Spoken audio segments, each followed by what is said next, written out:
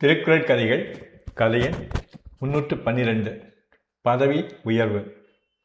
கதிரேசன் அந்த நிறுவனத்தில் ஒரு அதிகாரியாகச் சேர்ந்தபோது சுகவனம் என்ற மற்றொரு அதிகாரியின் கீழ் பணி செய்யும்படி நியமிக்கப்பட்டான். அலுவலக பதவி படிக்கட்டில் சுகவனமும் கதிரேசனும் ஒரே படியில் இருந்தாலும் சீனியர் என்ற அடிப்படையில் சுகவனம் கதிரேசனுக்கு மேலதிகாரி என்ற நிலை பெற்றார். அத்துடன் வயதிலும் அவர் கதிரேசனை விட 15 வருடங்கள் மூத்தவர். கதிரவன் வேலைக்கு சேர்ந்த முதல் நாளே சுகவனம் கதிரேசனிடம், நான் இந்த கம்பெனியில் ஒரு உதவியாளராக சேர்ந்து 10 வருஷம் கழித்து தான் ஒரு அதிகாரி ஆனேன். நீ ஏதோ அதிகம் படித்தவங்கிறதுனால உன்னை நேரடியாக ஒரு அதிகாரி ஆக்கிட்டாங்க. உனக்கு வேலை கற்றுக் கொடுக்குற பொறுப்பை எங்கிட்ட கொடுத்துருக்காங்க. உழைப்புக்கும் சீனியாரிட்டிக்கும் கிடைக்கிற மரியாதை இதுதான் என்று தன் அதிருப்தியை வெளிப்படுத்தினார். சுகவீனம் சலித்து கொண்டது போல் வேலை கற்றுக் கொடுக்க அவர் அதிகம் கஷ்டப்பட வேண்டியிருக்கவில்லை. ஒரு சில வாரங்களிலேயே தன் வேலையை கற்றுக்கொண்டு செயல்படத் தொடங்கிவிட்டான் கதிரேசன். ஆயினும் அவனுக்கு மூத்த அதிகாரியான சுகவனத்தின் கீழ்தான் அவன் தொடர்ந்து செயல்பட வேண்டியிருந்தது. தன்னைப் போல் அல்லாமல் இளம் வயதிலேயே கதிரேசன் ஒரு அதிகாரியாகிவிட்டதை சுகவனத்தால் ஜீரணித்து கொள்ள முடியவில்லை. அவன் வேலையில் குற்றம் கண்டுபிடிப்பதும் மற்றவர் முன் அவனை கடிந்து பேசுவதுமாக அவன் மீது தனக்கு இருந்த வெறுப்பை அவர் வெளிக்காட்டி கொண்டே இருந்தார். மற்ற ஊழியர்களில் சிலர் கதிரேசனிடம், நீங்கள் ஏன் சார் அதையெல்லாம் சகிச்சிட்ருக்கீங்க? மேனேஜர்கிட்ட சொல்லி சுகவனத்தின் கீழே பணி செய்யாமல் உங்களுக்குன்னு தனிப்பொறுப்பு வாங்கிக்கோங்க.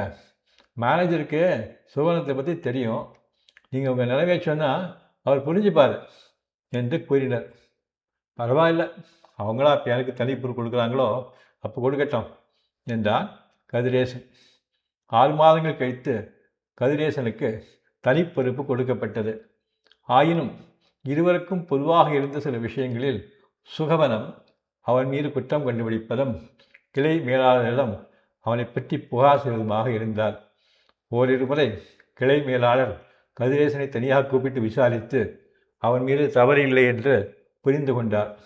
ஆயினும் சுகவனம் ஒரு மூத்த அதிகாரி என்பதால் கிளை மேலாளர் அவரை கண்டிக்கவில்லை. கதிரேசன் வேலையில் சேர்ந்து 3 ஆண்டுகளுக்கு பிறகு அவர்களுடைய கிளை மேலாளர் பதவி உயர்வு பெற்று தலைமை அலுவலகத்துக்கு மாற்றப்பட்டார். மற்ற அதிகாரிகளில் ஒருவர் கிளை மேலாளராக நியமிக்கப்படுவார் என்று அறிவிக்கப்பட்டது. மூத்த அதிகாரி என்ற முறையில் கிளை மேலாளர் பதவி தனக்கு கிடைக்கும் என்று சுகவனம் எதிர்பார்த்து கொண்டிருந்த போது யாரும் எதிர்பாராத விதமாக கதிரேசன் அந்த பதவிக்கு நியமிக்கப்பட்டான். முந்தைய கிளை மேலாளரின் பரிந்துரை தான் இதற்கு காரணம் என்று அலுவலகத்தில் பரவலாக ஒரு கருத்து நிலவியது. கதிரேசன் கிளை மேலாளராக பதவியேற்று கொண்டதும் எல்லா ஊழியர்களும் அவன் அறைக்கு வந்து அவனுக்கு வாழ்த்து தெரிவித்தனர். இறுதியாக சுகவனம் அவன் அறைக்கு வந்தார். அவர் உள்ளே நுழைந்ததும் கதிரேசன் தன் இருக்கையிலிருந்து எழுந்து நின்று, வாங்க சார், உட்காருங்க என்றார். சுகவனம் தயக்கத்துடன் அவன் எதிரே அமர்ந்தார்.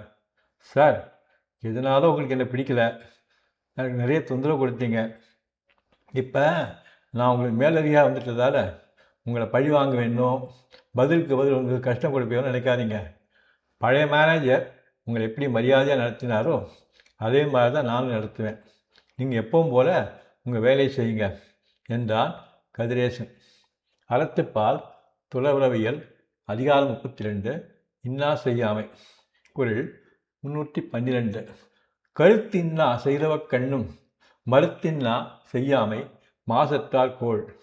பொருள்: ஆத்திரத்துடன் ஒரு நமக்கு துன்பம் செய்தால் கூட பிறருக்கு தீங்கு செய்யாமல் இருப்பதே மாசற்றவர்களின் கொள்கையாக இருக்கும்.